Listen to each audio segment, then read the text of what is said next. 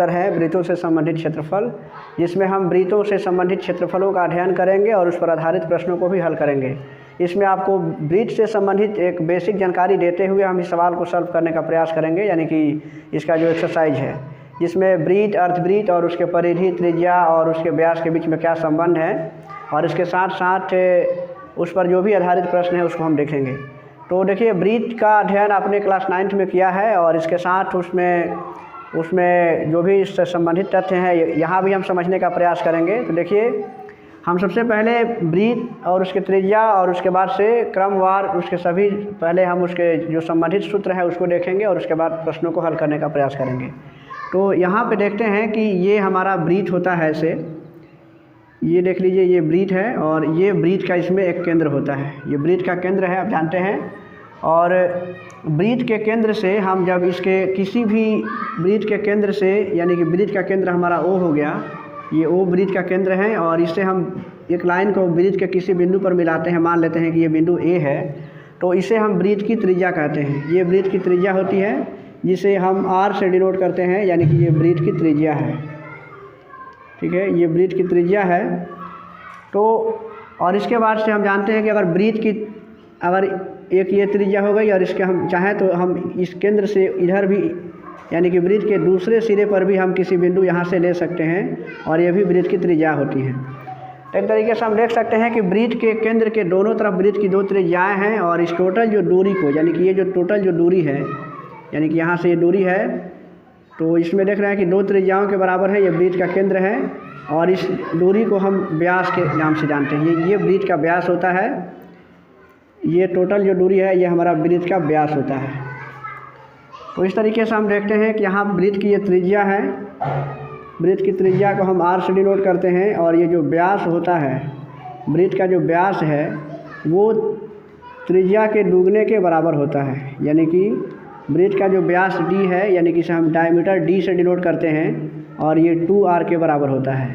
तो यहाँ से ये वृत्त और त्रिज्या का बीच का ये संबंध है कि ये वृत्त का केंद्र है, और केंद्र से हम किसी बिंदु A को मिला दिए तो ये भी वृत्त की त्रिज्या हुई, इधर भी मिला सकते हैं, तो ये वृत्त की एक और त्रिज्या है, यानी कि वृत्त की एक दो त्रिज्या मिल करके एक व्यास के बराबर होती हैं, यानी कि वृत्त का जो व्यास होता है वो त्रिज्या का दुगने के बराबर होता है।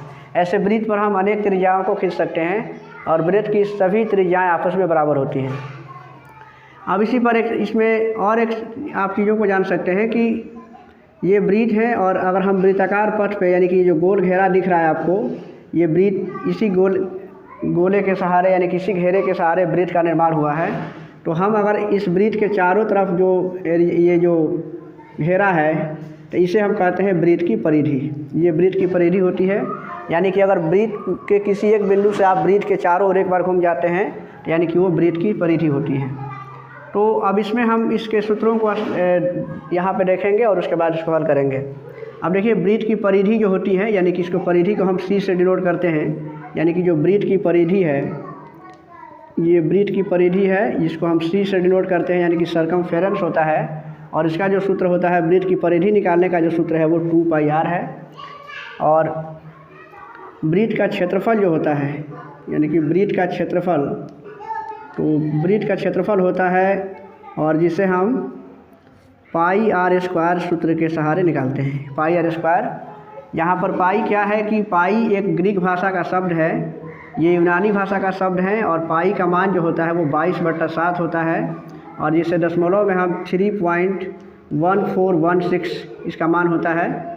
या तो पाई का मान 22/7, या आप दशमलव में इसका यूज करेंगे तो 3.16, लेकिन पाई का मान या तो 22/7 या इसको प्रायः दशमलव में इसको हम 3.14, यानी कि दशमलव के 2 अंकों तक हम पाई का मान ये 3.14 यूज करेंगे। दूसरी एक चीज़ और है कि आप जानते होंगे कि पाई की एक ग्रीक भाषा का शब्द है, और पाई कैसी संख्या है, तो पाई अपरिमेय संख्या है, पाई अपरिमेय संख्या है। यूक्लिड विभाजन में आप ये भी पढ़ सकेंगे, और ये भी यहाँ से आप जान भी सकते हैं कि पाई कैसी संख्या है, तो पाई को अपरिमेय संख्या माना गया है।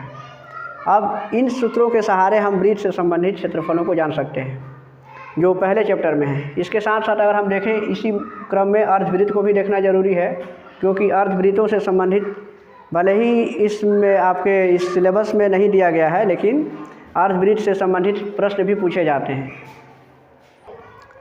अब देखिए इसमें हम अब बात करेंगे कि इसमें हम वृत्त के साथ साथ देख लेते हैं, अर्धवृत्त को भी देखते हैं, जिसे सेमी सर्किल कहते हैं। जैसे देखिए यहाँ पे वृत्त की त्रिज्या आर है, जिसे हम स्मॉल या कैपिटल दोनों आर का यूज कर सकते हैं। ये रेडियस इसको कहते हैं। अब देखिए इसी क्रम में अर्धवृत्त जो है, यानी कि अगर हम किसी एक वृत्त को, अगर हम ये किसी कंप्लीट वृत्त को अगर हम बीच में से अगर काट देते हैं तो हमें अर्धवृत्त मिलता है। ये वृत्त का केंद्र है। अगर हम यहाँ से मिला के तो इस तरीके से देखिए ये ऊपर का हिस्सा जो है कि ये अर्धवृत्त मिला। अब जिस तरह से वृत्त का ये केंद्र होता है उसी तरह से अर्धवृत्त का भी ये केंद्र होगा। ये उसकी त्रिज्या होंगी और ये जो दूरी है ये इसका डी होगा, यानी कि हम इसे व्यास कहते हैं। तो अर्धवृत्त भी ऐसे ही है। अब देखिए इसमें भी अर्धवृत्त का भी क्षेत्रफल है, यानी कि वृत्त के क्षेत्रफल का आधा है, इसकी भी परिधि होंगी और इसका परिधि जो होगा ये यहाँ से देख रहे हैं कि अर्धवृत्ताकार ये जो घुमा हुआ है चांद जैसा, और फिर इसमें इसके व्यास को भी हम इसमें जोड़ देते हैं। इस तरीके से अर्धवृत्त का व्यास ये परिधि निकल जाती है। यानी कि ऐसे जो ये गोल घेरा घुमा हुआ है और इसके साथ साथ ये जो इसका ये लंबाई है, यानी कि जो व्यास है। तो अर्धवृत्त में हम देखते हैं कि अर्धवृत्त का जो क्षेत्रफल है, अर्धवृत्त का क्षेत्रफल, तो अर्धवृत्त का क्षेत्रफल क्या है कि वृत्त का जो क्षेत्रफल है पाई आर स्क्वायर, जब हम इसको आधा कर देते हैं यानी कि इसमें 1/2 से अगर हम मल्टीप्लाई कर देंगे तो ये अर्धवृत्त का क्षेत्रफल होगा। और इसकी जो परिधि होती है, यानी कि अर्धवृत्त की जो परिधि होगी, तो देखिए ये वाला जो एरिया है ये वृत्त का जो परिधि है, यानी कि पाई आर, क्योंकि पाई आर और नीचे भी पाई आर तो 2 पाई आर होता है।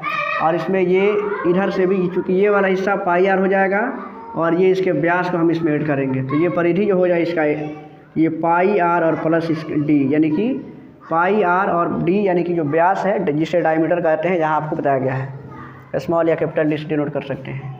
तो ये अर्धवृत्तों से संबंधित क्षेत्रफल है। अब इसके बाद हम बारी बारी से इसके प्रश्नों को देखेंगे, यानी कि जो 12.1 में जो प्रश्न है उसको देखेंगे अभी। अब आइए देखते हैं, इसी पर आधारित एक प्रश्नावली है 12.1 है, यानी कि एक्सरसाइज होगा हमारा। एक्सरसाइज है 12.1 और इसमें हम प्रश्नों को हल करने का प्रयास करेंगे। एक्सरसाइज है और यहाँ पे इसका पहला प्रश्न देखते हैं। प्रश्नों को देखिए हम लिख नहीं रहे हैं, आप अपने किताब से इसको मिला सकते हैं। एनसीईआरटी की किताब है, 12.1 है प्रश्नावली। और इसमें देखिए पहला सवाल है कि 2 वृत्त इसमें दिए गए हैं और 2 वृत्त हैं जिनकी त्रिज्याएं अलग अलग दी गई हैं, जिसमें पहले वृत्त का जो त्रिज्या है 19 सेंटीमीटर है। आप मान सकते हैं कि यहाँ पे 2 वृत्त हम बना देते हैं समझने के लिए कि ये 2 वृत्त, ये पहला वृत्त है जिसकी त्रिज्या यहाँ पे दी गई है। ये मान लेते हैं कि इसकी जो त्रिज्या है ये R1 है, पहली वृत्त है ये, और इसका जो त्रिज्या दिया गया है 19 सेंटीमीटर है। इसी में एक और दूसरा जो वृत्त है ये इससे थोड़ा छोटा है और इस वृत्त की जो त्रिज्या दी गई है, इस वृत्त की त्रिज्या को हम मान लेते हैं ये R2 है। पहचान करने के लिए ये पहला त्रिज्या, ये पहले वृत्त की त्रिज्या है और ये दूसरे वृत्त की त्रिज्या है, और इसकी त्रिज्या दी गई है वो 9 सेंटीमीटर है। अब कहता है कि इन दोनों वृत्तों की जो परिधि है उन परिधियों का जोड़ एक बड़े वृत्त के बराबर है, बड़े वृत्त की परिधि के बराबर है। मान लेते हैं कि वो बड़ा वृत्त है, ये वाला, ये कोई बड़ा वृत्त है और यहाँ से इसकी जो त्रिज्या है मान लेते हैं कि इसकी त्रिज्या को हम मान लेते हैं कि ये कैपिटल R है, बड़ी त्रिज्या है। अब सवाल ये कहता है कि इन दोनों वृत्तों के परिधियों का योग बड़े वृत्त की परिधि के बराबर है। यानी कि हम यहाँ पे आप लिख सकते हैं, क्योंकि आप देख सकते हैं कि पहले वृत्त की त्रिज्या R1 है, दूसरे वृत्त की त्रिज्या R2 है, तो आप यहाँ पे लिख सकते हैं कि माना पहले वृत्त की त्रिज्या, माना पहले वृत्त की त्रिज्या जिसको आप R1 मान सकते हैं, ये दिया हुआ है 19 सेंटीमीटर। उसी तरह से दूसरे वृत्त की जो त्रिज्या दी गई है और फिर यहाँ पे दिया है दूसरे वृत्त की त्रिज्या, दूसरे वृत्त की त्रिज्या इसको हम मान सकते हैं कि ये R2 है और ये दिया गया है 9 सेंटीमीटर।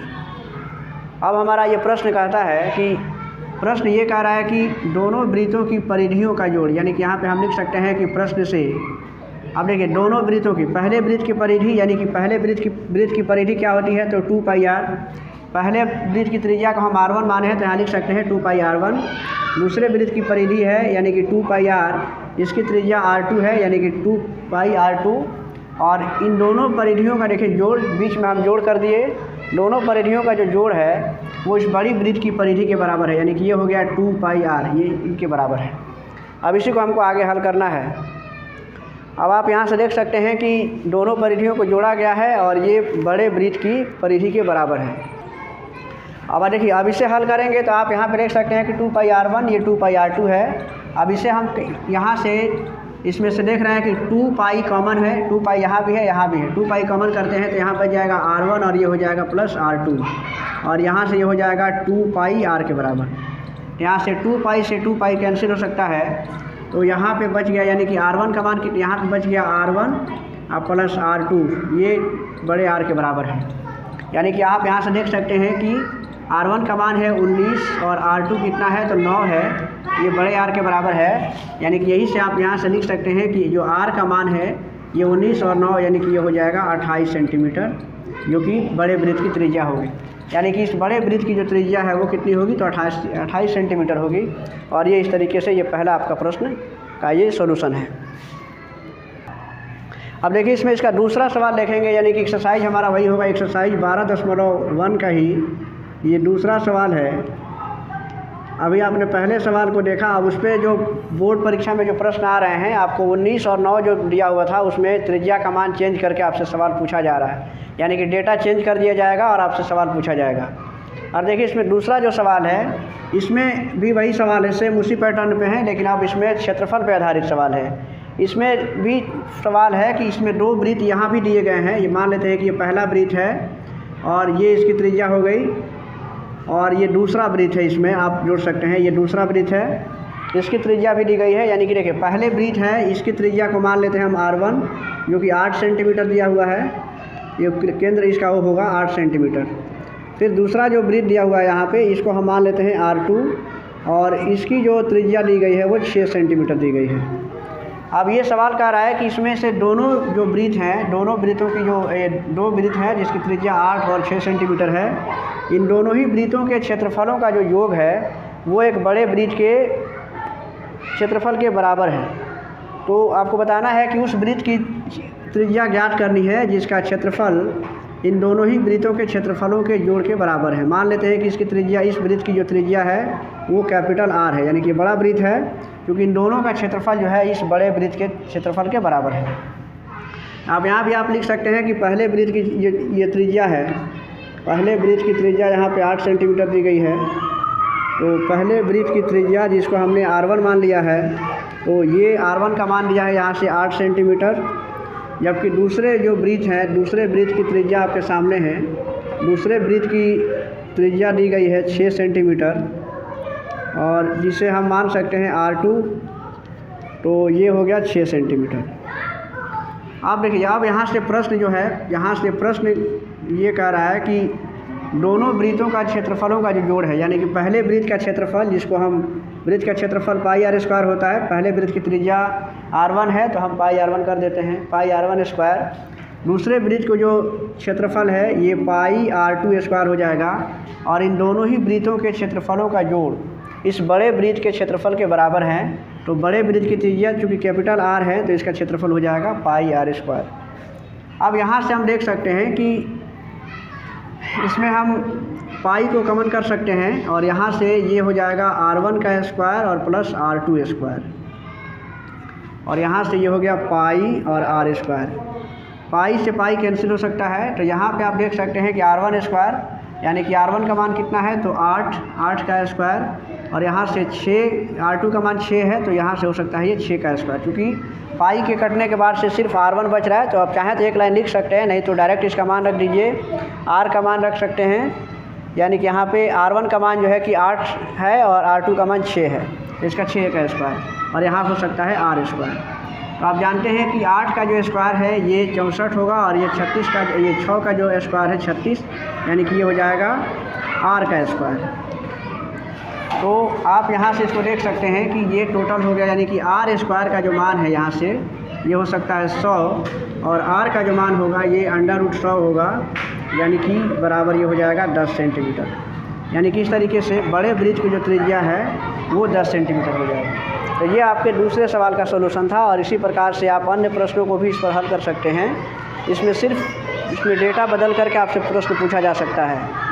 8 और 6 की जगह पे 3, 4 या और भी दूसरे अंकों को रख करके वहाँ पे प्रश्न पूछे भी जाते हैं। क्योंकि अब 2 शिफ्टों में एग्ज़ाम हो रहा है तो प्रश्नों की संख्या ज़्यादा हो रही है, तो उसमें आपको ऐसे सवाल देखने को मिलेगा।